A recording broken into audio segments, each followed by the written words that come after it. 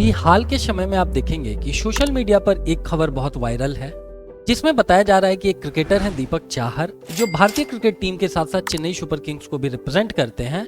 उन्होंने एक food delivery app से खाना ऑनलाइन ऑर्डर किया। ऐप पर तो दिखा रहा था कि उनको खाना डिलीवर हो चुका है, हाउएवर उनके पास कभी वो खाना पहुंचा ही नहीं। और जब उन्होंने कस्टमर केयर पर इसकी शिकायत की तो उनको वही गोल मटोल सा जवाब मिला।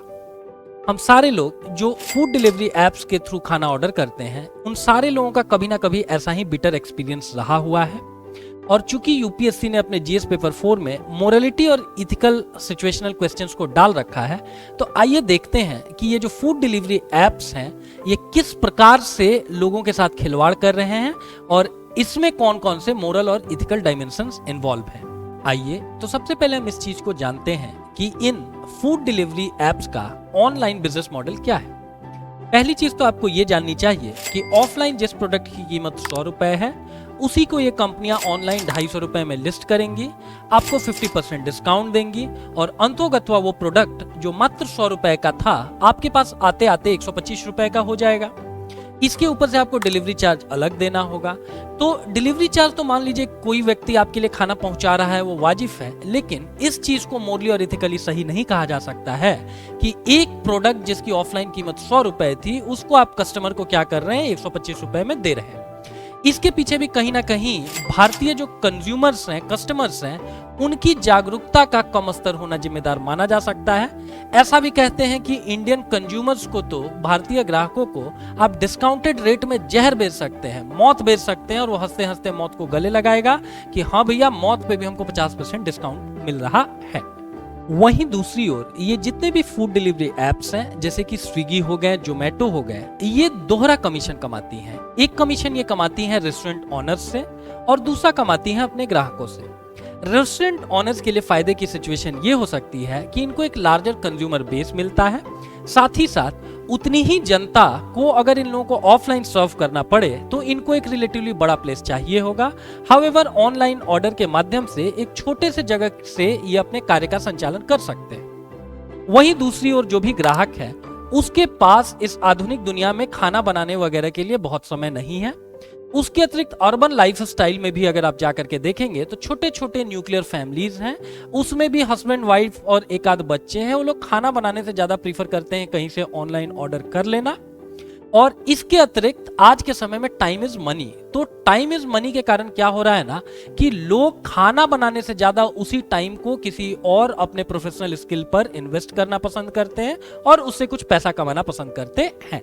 हाउएवर लोगों को यह भी सोचना चाहिए कि excess of anything is bad, और अगर बहुत ज्यादा आप ऑनलाइन ऑर्डर पर निर्भर करेंगे तो अंतोगत्वा ये आपके स्वास्थ्य के लिए अच्छा नहीं होगा। अगर इकोनॉमिकल एस्पेक्ट की बात की जाए तो लेट्स से कोक एक 40 रुपए का मिलता है 750 ml, लेकिन 80 रुपए में वही कोक आपको 2 लीटर मिल जाता है। कहने का सीधा सा अर्थ ये है कि जैसे जैसे आपकी क्वांटिटी बढ़ती है, वैसे वैसे रिलेटिव जो कीमतें होती हैं, पर यूनिट कीमतें होती हैं, वो घटती हैं। लेकिन इस केस में आप लोग क्या पा रहे होंगे कि सेम प्रोडक्ट के लिए जो फूड डिलीवरी एप्स हैं, वो पर यूनिट ज्यादा चार्ज कर रही हैं और कहीं से भी इकोनॉमिकली इसको अच्छा नहीं कहा जा सकता है। वहीं अगर लीगल एस्पेक्ट्स की बात की जाए तो मे बी ये कंपनियां लीगली अपनी जगह पर सही हो। कहने का तात्पर्य यह है कि मैंने एक चीज की एक निश्चित कीमत रख रखी है, अगर आपको वो कीमत पसंद है तो प्लीज गो अहेड और मूव असाइड। अगर इस प्रोडक्ट को इस कीमत पर आप खरीद पा रहे हैं तो बहुत अच्छा, और नहीं तो आप मत खरीदिए, एज सिंपल एज दैट। लेकिन मोरली इथिकली अगर आप बात किया जाए तो नैतिकता के मापदंड के हिसाब से ये चीजें गलत है। इस चीज को ऐसे समझिए कि अगर एक डॉक्टर जेनरिक दवाओं की जगह महंगी दवाएं अपने मरीज को लिख रहा है तो मे बी वो लॉ के हिसाब से गलत नहीं कर रहा है, लेकिन मोरली वो गलत कर रहा है। जिस व्यक्ति से उसकी जेब में 2 पैसे आ रहे हैं, उसी को वो महंगी दवा सजेस्ट कर रहा है। सिमिलरली लेट्स से कि एक सेल्समैन है जो अपने ग्राहक को क्या कर रहा है कि सबसे सुटेबल पॉलिसी की जगह सबसे महंगी पॉलिसी बेच रहा है, ये सोच करके कि इसमें मेरा कमीशन ज्यादा मिलेगा। हाउएवर हो सकता है कि उस पर्टिकुलर पॉलिसी की उस ग्राहक को जरूरत ही ना हो, राइट। तो कहने का मतलब यही है कि ये आपको लॉ के हिसाब से, लीगल एस्पेक्ट्स के हिसाब से सही हो सकता है, हाउएवर आपको मोरली इथिकली इस चीज को यही कहना होगा कि ये गलत है। आइए अब थोड़ी बात करते हैं गांधी दर्शन की। क्योंकि अक्सर आप लोगों ने ये सुना होगा कि दुनिया की लगभग हर समस्या का समाधान गांधीवाद में छिपा हुआ है। 1890 में दक्षिण अफ्रीका के अपने एक प्रसिद्ध भाषण में गांधी जी ने कहा था कि हम ग्राहक पर निर्भर हैं, ग्राहक हम पर निर्भर नहीं है। इसीलिए वो आपके प्रीमाइसेस में आने वाला सबसे इंपॉर्टेंट व्यक्ति है, इसीलिए आपको उसको सर्वोच्च स्थान भी देना चाहिए और किसी भी कीमत में उसके साथ गलत चीज नहीं करनी चाहिए, उसके साथ धोखाधड़ी नहीं करनी चाहिए। अब हम लोग देखते हैं कि इंडिया में ऐसी किसी भी एडवर्स सिचुएशन को टैकल करने के लिए लीगल फ्रेमवर्क क्या है। पहली चीज तो ये कि आप ऐसे किसी भी एडवर्स सिचुएशन में जब ग्राहक को लगे कि उसके साथ धोखाधड़ी की गई है, वो कंज्यूमर कोर्ट जा सकता है। इसके अतिरिक्त सन 2002 में एक सांविधिक निकाय बनाया गया भारतीय प्रतिस्पर्धा आयोग, जो इस चीज को इंश्योर करता है कि ग्राहकों में जागरूकता का स्तर अच्छा हो और किसी भी बिजनेस में पेशेगत नैतिकता मेंटेन हो, इफिशियंसी मेंटेन हो और ट्रांसपेरेंसी मेंटेन हो। साथ ही ये भी इंश्योर करना उसी का काम है कि किसी भी बिजनेस में एक या दो किसी बड़ी कंपनियों की मोनोपोली ना हो जाए।